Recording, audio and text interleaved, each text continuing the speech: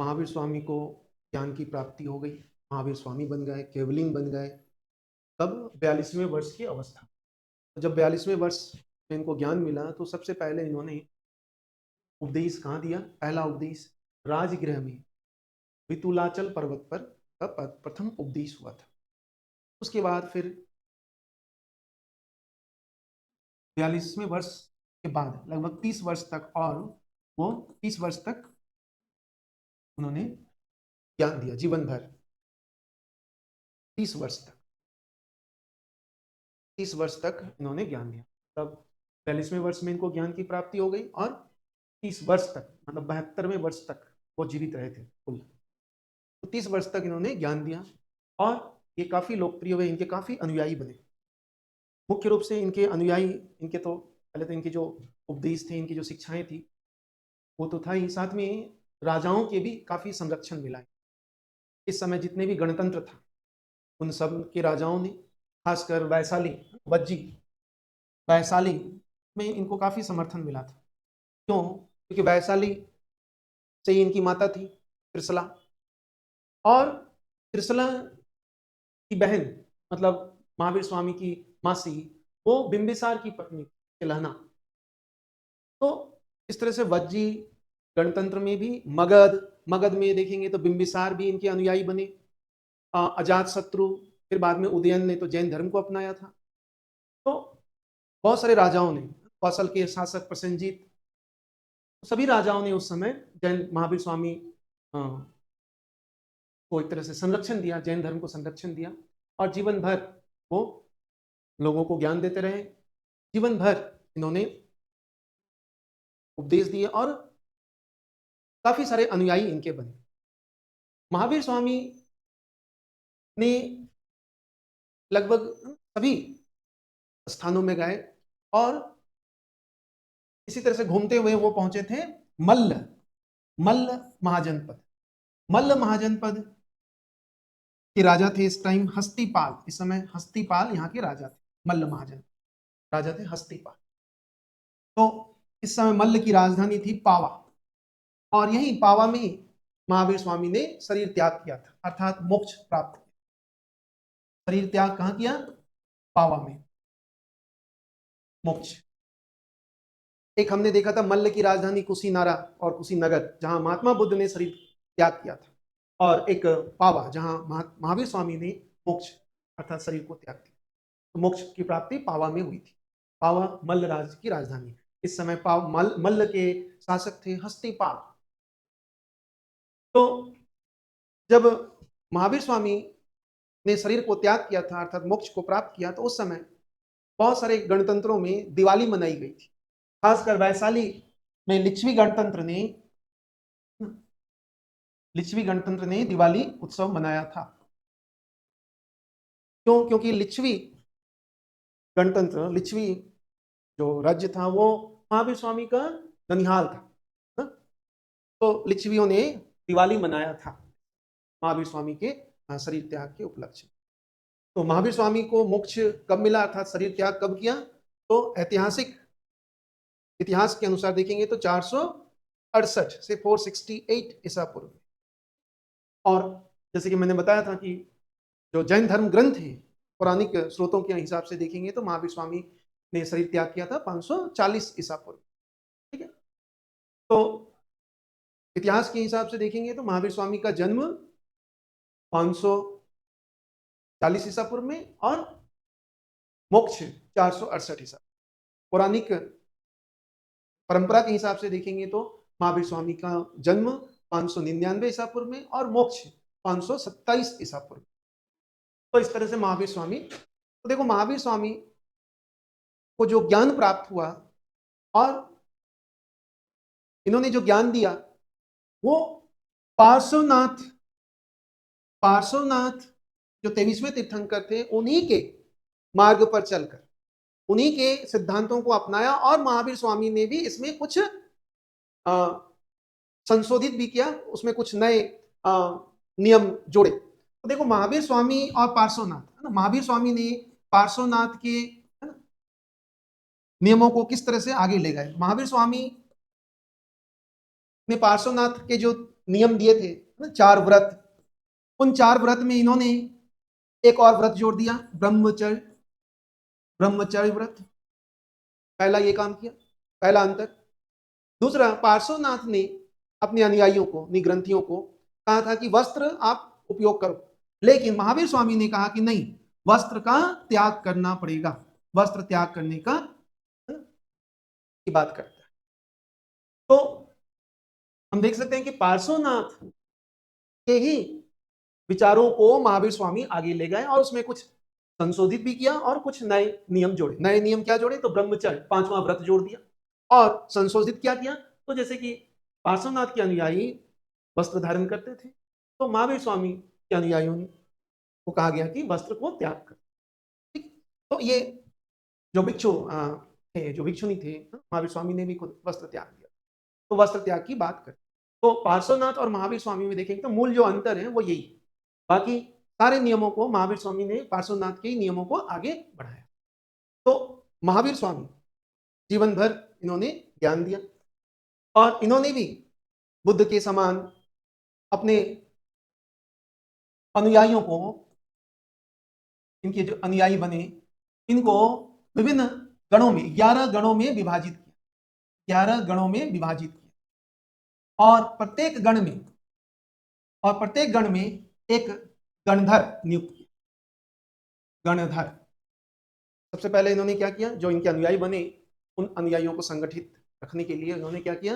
11 गणों में विभाजित कर दिया और प्रत्येक गण में एक गणधर नियुक्त किया, गणधर को नियुक्त किया, यही गणों का संचालन करें। एक गण में एक गणधर, तो इस तरह से 11 गण थे, तो 11 गणधर इन्होंने नियुक्त किया, 11 गणधर। महावीर स्वामी के समय देखेंगे कि जब तक वो जीवित थे, जब तक इन्हें मोक्ष नहीं मिला था, शरीर त्याग नहीं किया था, तब तक उन 11 गणधरों में से 10 गणधर की मृत्यु हो गई थी। महावीर स्वामी के शरीर त्याग के समय केवल एक गणधर जीवित थे, एक ही गणधर जीवित थे, और वो गणधर थे सुधर्मन। सिर्फ एक ही गणधर जीवित थे महावीर स्वामी के शरीर त्याग के पश्चात, सुधर्मन। तो महावीर स्वामी के बाद सुधर्मन जैन धर्म को आगे ले, महावीर स्वामी के जो नियम उपदेश थे उनको आगे ले गए सुधर्मन। अब देखेंगे महावीर स्वामी को ज्ञान की प्राप्ति हुई, इन्होंने क्या उपदेश दिया। तो महावीर स्वामी के सिद्धांत, उनके उपदेश, उनके दर्शन को अब हम देखते हैं। महावीर स्वामी ने क्या उपदेश दिया? महावीर स्वामी ने सभी, इनके जो अनुयायी बने वो सभी धर्म के, सभी कह सकते हैं कि सभी वर्ण के लोग। देखो ये जो 11 गणधर थे, ये सभी के सभी ब्राह्मण थे, ये मतलब ब्राह्मण धर्म के लोग भी महावीर स्वामी के अनुयायी बने। अर्थात महावीर स्वामी ने सभी तरह के लोगों को ज्ञान दिया। मतलब महावीर स्वामी ने है ना वर्ण व्यवस्था, ना जाति व्यवस्था, ना है ना कह सकते हैं लैंगिक भेदभाव, मतलब स्त्रियों को भी इन्होंने प्रवेश दिया। जैसे कि बौद्ध धर्म में हमने देखा कि प्रारंभ में महात्मा बुद्ध स्त्रियों के संघ में प्रवेश के विरुद्ध थे, लेकिन महावीर स्वामी ने सभी वर्ण के लोगों को, सभी जाति के लोगों को, और स्त्री और पुरुष सभी को। तो ध्यान रखना है कि प्रथम अनुयायी कौन थे? तो प्रथम अनुयायी महावीर स्वामी के ही दामाद जमाली, ये पहला अनुयायी था। और पहला स्त्री अनुयायी देखेंगे तो प्रथम स्त्री कौन थी? तो चांदना प्रथम स्त्री अनुयायी थी। उसके बाद तो बहुत सारे स्त्रियां, पुरुष, सभी जाति के लोग, सभी धर्म वर्ण के लोग इनके अनुयायी बने। लेकिन इस समय जो चतुर्वर्ण व्यवस्था थी, ब्राह्मण, क्षत्रिय, वैश्य और शूद्र, इनमें हम देखेंगे तो वैश्य वर्ण के लोग अधिकतर इनके अनुयायी बने थे। वैश्य वर्ण के, ब्राह्मण, क्षत्रिय और शूद्र उस तरह से शामिल नहीं हुए जिस तरह से वैश्य वर्ण। क्यों? क्योंकि महावीर स्वामी के सिद्धांत, इनके जो ज्ञान था, उसमें जैन धर्म में देखो कि अहिंसा पर अत्यधिक बल दिया। अहिंसा मतलब किसी भी तरह के मन से, कर्म से, वचन से भी हिंसा नहीं करने की बात कर। तो अहिंसा का जो नियम था वो बहुत कठोर था। इस कारण सभी वर्ण के लोग इनके नियमों का पालन करने में असमर्थ थे। और यही कारण था कि ब्राह्मण, क्षत्रिय और शूद्रों की तुलना में वैश्य वर्ण, क्योंकि इनके जो व्यवसाय गतिविधि थी, व्यापार वाणिज्य, इसमें हिंसा का कोई स्थान नहीं था। हिंसा, बिना हिंसा किए व्यापार वाणिज्य कर सकते। इसीलिए देखते हैं हम आज भी वैश्य वर्ण, वणिक वर्ण के लोग ही अधिकतर महावीर स्वामी और जैन धर्म के अनुयायी हैं। तो वैश्य वर्ण के लोग अधिक संख्या में इनके अनुयायी बने।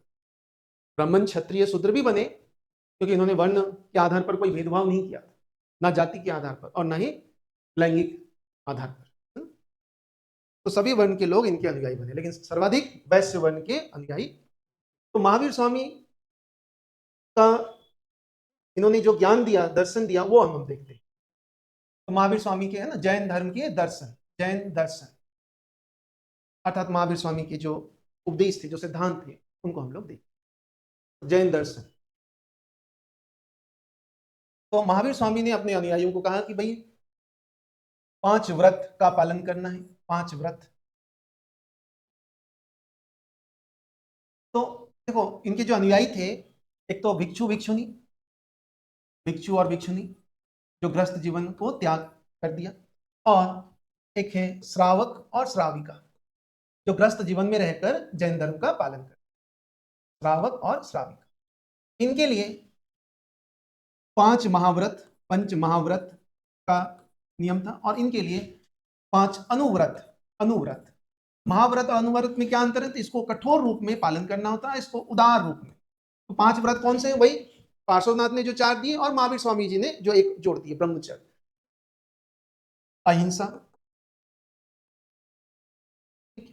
सत्य, अस्तेय, अपरिग्रह और ब्रह्मचर्य। ये महावीर स्वामी ने जोड़ दिया। 4 तो पहले से चला रहा था। जैन धर्म में देखेंगे तो 5 व्रतों में सबसे महत्वपूर्ण व्रत है अहिंसा। अहिंसा को प्रमुख स्थान दिया है, सर प्रमुख सिद्धांत है अहिंसा। तो अहिंसा मतलब किसी भी तरह की हिंसा नहीं करना है, प्रत्यक्ष रूप से और अप्रत्यक्ष रूप से, दोनों ही तरह की हिंसा को वर्जित किया। अहिंसा सबसे महत्वपूर्ण सिद्धांत जैन धर्म। सत्य, किसी भी तरह का मिथ्या वचन नहीं बोलना है, क्रोध पर नियंत्रण रखना है, किसी भी परिस्थिति में आप मिथ्या वचन नहीं बोल। अस्तेय, अस्तेय, अस्तेय मतलब अस्तेय, चोरी नहीं करना। चोरी नहीं करना यह सामान्य अर्थ है, अस्तेय का मतलब चोरी नहीं करना, परंतु जैन धर्म में, जैसे मैं दोनों के संदर्भ में बता रहा हूं, अनुव्रत जो श्राप श्रय का है, मतलब जो गृहस्थ जीवन में रहकर, गृहस्थ जीवन में रहकर महावीर स्वामी के नियमों का पालन कर रहे हैं, जैन धर्म का पालन कर रहे हैं, और जो मठों में रहकर भिक्षु भिक्षुनी। तो जैसे अस्तेय, अस्तेय चोरी नहीं करना, ये अनुव्रत के। लेकिन महाव्रत के लिए अस्तेय का मतलब कि किसी भी तरह के, है ना, यहां तक कि पराये स्त्री पर भी नजर नहीं रखना, वो अस्तेय। मतलब किसी भी तरह की बुरी नजर से बचाए रखना ही अस्तेय है। अपरिग्रह, अपरिग्रह आवश्यकता से अधिक नहीं रखना। आवश्यकता से अधिक किसको नहीं रखना? इनको, और इनको तो कुछ रखना ही नहीं, कुछ भी नहीं रखना, वस्त्र भी त्याग कर देना। और अंतिम में आता है ब्रह्मचर्य। ब्रह्मचर्य इनके लिए है कि स्त्री संसर्ग से दूर रहना, और इनके लिए है कि ब्रह्मचर्य का मतलब कि नियमों का पालन करना, उदार नियमों का पालन करना। तो ये 5 व्रत भिक्षु भिक्षुनियों के लिए बहुत ही कठोर रूप में इसका पालन करना होता है, और जो गृहस्थ जीवन में रहकर जैन धर्म का पालन कर रहे हैं, जिन्हें श्रावक और श्राविका कहा गया है, उन्हें बहुत ही उदार रूप में इन 5 व्रतों का पालन करना। तो मुख्य रूप से जैन धर्म में यह 5 व्रत सभी अनुयायी इनका पालन कर, ठीक है।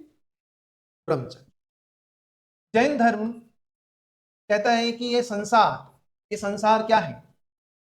तो कहते हैं कि ये संसार शाश्वत है, शाश्वत चलता रहता है। इसी संदर्भ में देखेंगे तो वो ईश्वर को नहीं मानते। ईश्वर अर्थात जो संसार की सृष्टि करता है, ये कहते हैं कि इस संसार का कोई भी सृष्टिकर्ता नहीं हो सकता। क्यों? तो कहते हैं कि ये संसार का स्वभाव ही ऐसा है कि वह, है ना, आता है और जाता है। यह संसार, है ना, अनेक चक्रों से चलता रहता है, अनेक चक्र, शाश्वत, ये चक्र में चलता रहता है। एक चक्र है, अनेक चक्र है इस तरह, ये अनेक चक्र है, ये चक्र है।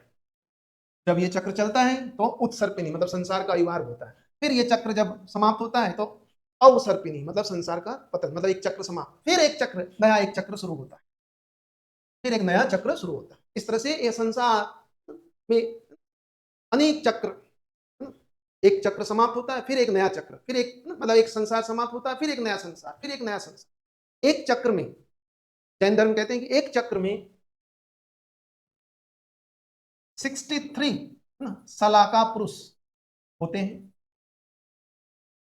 एक चक्र में कुल 63 सलाका पुरुष होता है। सलाका पुरुष मतलब महान पुरुष, 63। फिर 24 तीर्थंकर होते हैं।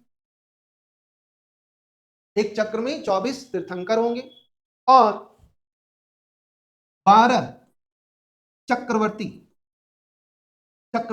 सम्राट हो एक चक्र में। जब एक चक्र शुरू होता है तो संसार का उत्थान हुआ, फिर एक चक्र जब समाप्त हो रहा है उसको बोलते हैं पतन, अवसर्पिणी। उत्थान को उत्सर्पिणी और अवसान है ना, पतन को अवसर्पिणी कहा गया, अवसर्पिणी। तो संसार का नियम है कि वह एक चक्र समाप्त करता है, फिर एक नया चक्र का उद्भव होता है, फिर एक नया चक्र समाप्त होता है, एक नया चक्र। तो ये संसार में अनेक चक्र है, प्रत्येक चक्र में एक, प्रत्येक चक्र में सलाका पुरुष कितने होंगे? 63 सलाका पुरुष होते हैं, 24 तीर्थंकर होते हैं और 12 चक्रवर्ती सम्राट। इसका मतलब यह हुआ कि अभी ये जो संसार चल रहा है, ये जो चक्र चल रहा है, अब यह चक्र समाप्त होने वाला, अब यह चक्र खत्म हो जाए। क्यों? क्योंकि 24 तीर्थंकर हो चुके हैं। ठीक, इसका मतलब अब अगला चक्र, नया चक्र शुरू होगा, फिर नए चक्र में इतने सलाका पुरुष होंगे, इतने तीर्थंकर होंगे और इतने चक्रवर्ती सम्राट होंगे। ठीक है, तो ये संसार उत्थान और पतन चलता रहता है, यह संसार का नियम है, स्वभाव है, इसको कोई भी इसकी सृष्टि करता नहीं है। ठीक है, तो संसार शाश्वत है, एक चक्र समाप्त होगा, फिर एक नया चक्र, फिर एक चक्र समाप्त होगा, फिर एक नया चक्र। तो यह संसार चल रहा है, शाश्वत चल रहा है, बस उत्थान और पतन चलता है। तो संसार जगत के बारे में महावीर स्वामी का, तो ईश्वर के बारे में, जगत के बारे में महावीर स्वामी का विचार हमने देखा। ईश्वर के बारे में महावीर स्वामी का विचार, तो ईश्वर, वो कहते हैं कि ईश्वर इस संसार में, इस संसार की सृष्टिकर्ता कोई भी नहीं है, क्योंकि स्वभावतः यह संसार में स्वभाव ही ऐसा है कि वो उत्थान और पतन होता रहता है, अर्थात ईश्वर को नहीं मानते हैं। और आत्मा है, आत्मा को जैन धर्म में बहुत ज्यादा ही महत्व। जैन धर्म अनिकांतवादी है और इस संदर्भ में वह आत्मा को कहते हैं कि आत्मा न केवल सजीव वस्तुओं में, सजीव में, बल्कि निर्जीव में भी आत्मा का वास है। मतलब पेड़ पौधे वनस्पति जीव में तो आत्मा है ही है, पहाड़ों में पत्थरों में भी आत्मा का निवास है। तो आत्मा को वो आत्मा के सिद्धांत पर बहुत ज्यादा ही, जैसे बौद्ध धर्म में देखा हमने वो अनात्मवादी है, लेकिन जैन धर्म पक्के आत्मवादी है। और यही कारण है कि इन्होंने अहिंसा पर अत्यधिक बल दिया है। तो जगत, ईश्वर और आत्मा, यही होता है मेटाफिजिक्स में, तत्व मीमांसा जिसको बोलते हैं दर्शन में। तो जगत के बारे में जैन धर्म का क्या विचार अवधारणा है, ईश्वर के बारे में जैन धर्म की क्या अवधारणा है, और आत्मा। हालांकि ईश्वर को बाद में माना गया, लेकिन तीर्थंकरों से नीचे इनको दर्जा दिया गया जैन धर्म में। लेकिन उस ईश्वर की अवधारणा जैन धर्म में नहीं है, जो कि जैसे कि अन्य धर्मों में, हिंदू धर्म में है या इस्लाम में या क्रिश्चियनिटी में, कि ईश्वर इस संसार के रचयिता है। ऐसा जैन धर्म में इस तरह की अवधारणा नहीं है। तो अभी हम लोग आत्मा के बारे में भी देखेंगे। तो जैन धर्म में मुख्य रूप से यह सिद्धांत है जगत के बारे में कि जगत शाश्वत है, चल रहा है, संसार चल रहा है। संसार में तो सृष्टि के निर्माण इस तरह से होता है, तो जीव और अजीव के संयोग, जीव और अजीव के संयोग से ही सृष्टि का निर्माण होता है। सृष्टि का निर्माण जीव और अजीव, जब जीव और अजीव दोनों आपस में मिलता है तो सृष्टि का निर्माण होता है, और जब दोनों अलग होता है तो मोक्ष की प्राप्ति होती है, मैं बंधन। ये सृष्टि बंधन है ना, बंधन का भी कारण यही, जीव और अजीव के मिलने से जीव, जीव देखो जीव यहाँ क्या है तो आत्मा, और अजीब, अजीब क्या है तो अजीब के 5 प्रकार हैं अजीब। इसमें पुद्गल पहला अजीब है, पुद्गल, धर्म, अधर्म, पुद्गल, धर्म, अधर्म, आकाश और काल, ये 5 अजीब है। अजीब, इसमें पुद्गल, पुद्गल, पुद्गल के बारे में कहते हैं, पुद्गल क्या है तो महावीर स्वामी कहते हैं पर्यंतो च गलंतु, गलंती, पर्यंतो च गलंती च, अर्थात पुद्गल वह है जो जिसका संयोग होता है और फिर विभाजन भी होता है, जो बनता भी है और बिगड़ता भी है, उसको पुद्गल कहा गया है। ठीक है, ये चारों अस्तिकाय द्रव्य, अस्तिकाय द्रव्य, जैन धर्म में 6 द्रव्य की चर्चा है, कुल 6 द्रव्य, 5 ये और एक ये, जीव एक द्रव्य है और अजीव में 5 द्रव्य है, तो कुल 6 द्रव्यों की चर्चा जीव जैन धर्म में हुआ है। तो इसमें अजीव में भी 2 विभाजन, अस्तिकाय और अनस्तिकाय। अनस्तिकाय, अनस्तिकाय कौन सा है तो काल, बाकी अस्तिकाय जो स्थान घेरता है, अस्तिकाय पुद्गल, धर्म, अधर्म, आकाश। पुद्गल क्या है तो पर्यंतु च गलंती च, अर्थात जो जिसका संयोग होता है और फिर विभाजन भी होता है, वो है पुद्गल। धर्म, धर्म जो हमें गति देता है, धर्म गति को बताता है, जो हमें अच्छे मार्ग पर जाने के लिए फोर्स करता है, वो धर्म हो गया। अधर्म, अगति, जो हमें मोक्ष के मार्ग में बाधक बनता है, हमारे मोक्ष के मार्ग में, वो अधर्म है। ठीक, आकाश, ये जिसके नीचे हम सब रहते हैं, ये आलय, आकाश आवरण है, और काल, काल समय है। तो पुद्गल, धर्म, पुद्गल यही है, पुद्गल जितने भी ये जड़ द्रव्य है, इसको जड़ द्रव्य भी कह सकते हो, जड़ पदार्थ जो बनता है और समाप्त होता है, बनता है और समाप्त होता है, जड़ द्रव्य। धर्म गति, जो हमें मार्ग में जाने में, अच्छे मार्ग, मोक्ष के मार्ग में जाने में मदद करता है। जैसे जैन धर्म में, जैन दर्शन में धर्म की तुलना कि एक मछली के लिए पानी वो धर्म है, पानी मछली का धर्म हो, क्योंकि मछली पानी में ही जीवित रह सकती। अधर्म, अगति, अर्थात जो मार्ग में अवरुद्ध बनता है हमारे लिए, जैसे एक पथिक, एक यात्री जा रहा है, बीच बीच में एक छायादार वृक्ष आ गया तो वहां वो विश्राम के लिए रुक गया, तो वो उसके लिए बाधक बन गया छायादार वृक्ष, तो अगति मतलब बाधक। आकाश आवरण, जिसके नीचे हम सब, और काल समय। तो ये 5 अजीव हैं और एक जीव है। जीव कौन है? आत्मा है ना, आत्मा को ही जैन दर्शन में जीव कहा गया।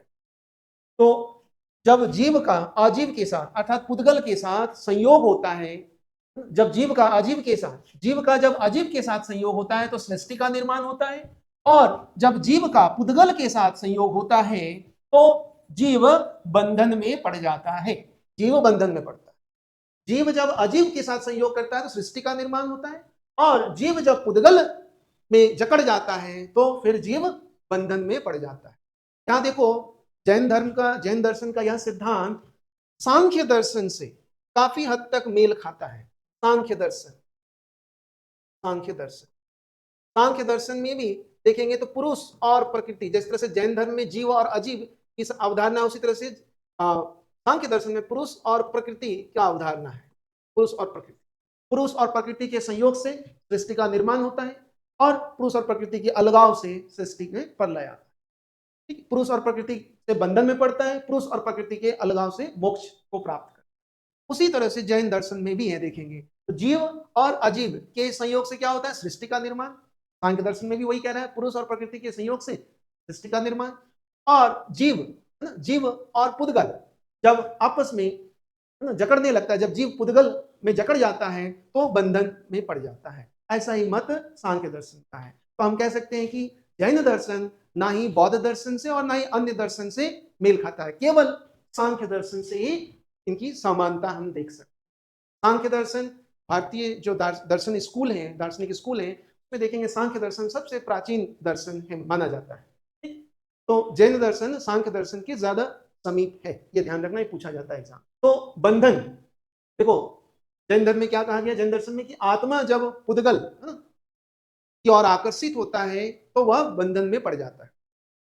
देखो जैन दर्शन में मोक्ष, मोक्ष क्या है, तो कहता है कि जैन दर्शन में मोक्ष या प्राप्त से प्राप्ति, मोक्ष के बारे में क्या कहा गया, प्राप्त से प्राप्ति, अर्थात जो हम थे, जो हम मूल रूप से थे उसी को प्राप्त कर लेना ही मोक्ष है।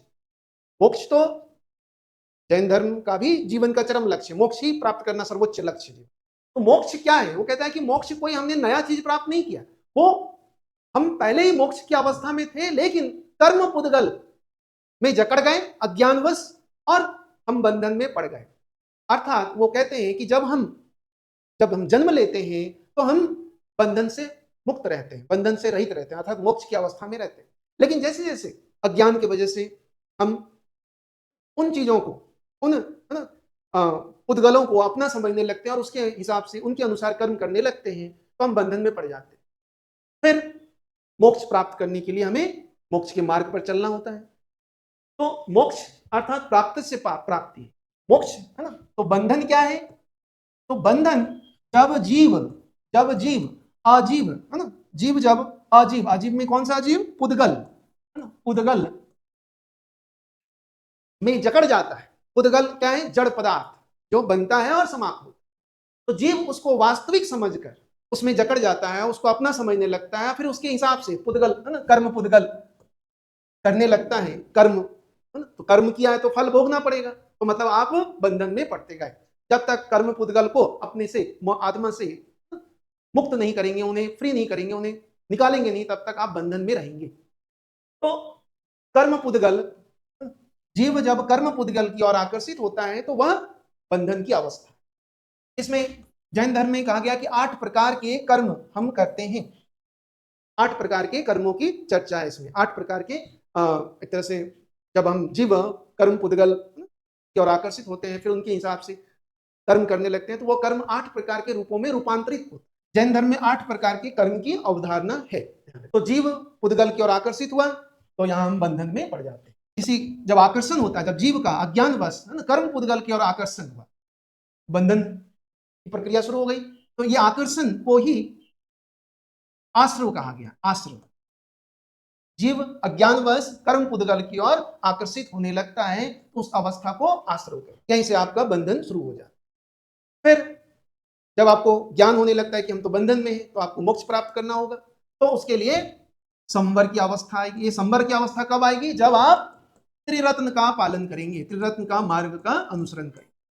त्रिरत्न का मार्ग का अनुसरण करेंगे तो संवर होगा। संवर का मतलब अब ज्ञान हो चुका है, संवर का मतलब आपको ज्ञान हो गया, तो ज्ञान हो गया तो अब आकर्षण रुक जाएगा। अब जीव कर्म पुद्गल की ओर आकर्षित होना बंद हो जाए, मतलब आप कर्म करना छोड़ देंगे।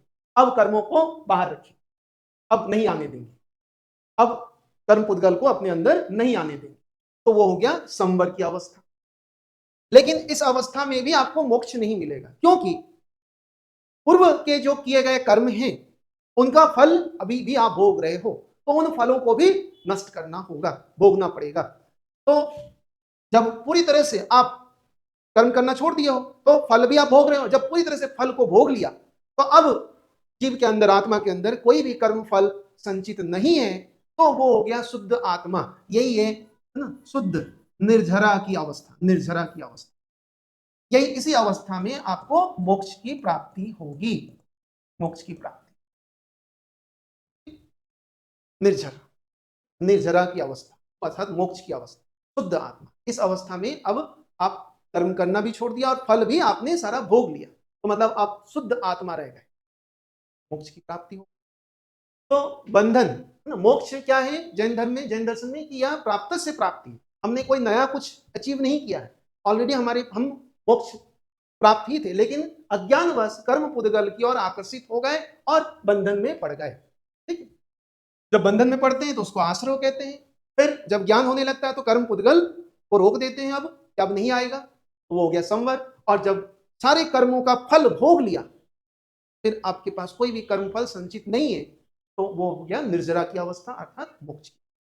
मोक्ष प्राप्त करने के पश्चात क्या होगा? जैसे बौद्ध धर्म में, बौद्ध दर्शन में नहीं बताया गया, उसमें कहता है कि सिर्फ दुखों का अंत हो जाएगा, लेकिन जैन दर्शन में कहते हैं कि मोक्ष की प्राप्ति का अर्थ अनंत चतुष्टय से युक्त हो जाएंगे। अनंत चतुष्टय,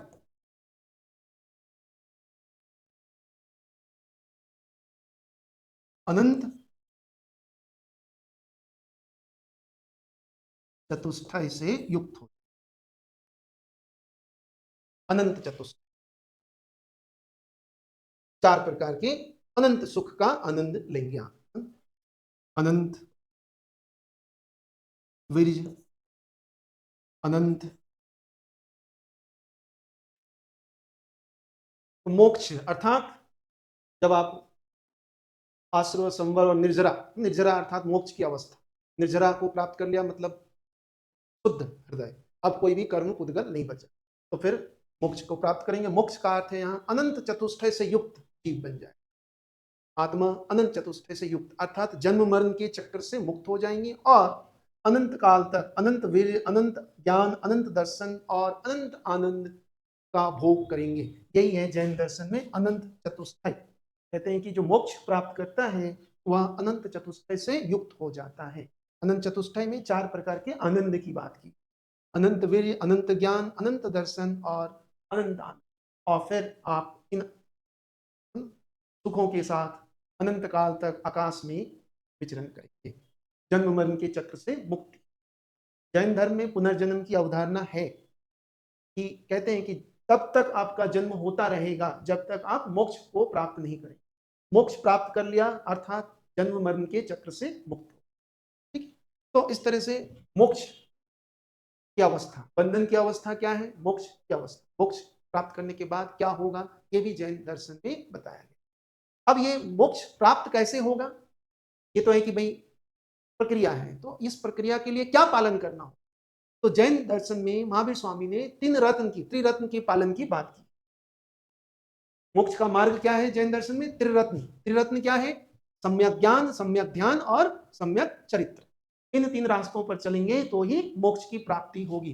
सम्यक ज्ञान का अर्थ, सम्यक ज्ञान अर्थात जो तीर्थंकरों ने जो ज्ञान दिया है उनका पालन करना है। या ज्ञान पांच प्रकार के हैं, ज्ञान है ना, मति, मति, मति ज्ञान अर्थात इंद्रिय जनित ज्ञान, पांच प्रकार के ज्ञान की बात की गई। इंद्रिय जनित ज्ञान जो इंद्रियों से प्राप्त होता है ज्ञान, श्रुति श्रवण से प्राप्त ज्ञान, सुनकर जो ज्ञान प्राप्त किया, अवधि ये दिव्य ज्ञान है। अवधि मतलब आप यहाँ बैठे हो और 100-200 किलोमीटर दूर क्या हो रहा है आपको पता चल रहा है, वो हो गया अवधि ज्ञान। मना पर्याय, मना पर्याय का अर्थ है दूसरे के मन को जान ले, दूसरा क्या सोच रहा है वो आप जान लो, तो बोलते हैं मना पर्याय ज्ञान।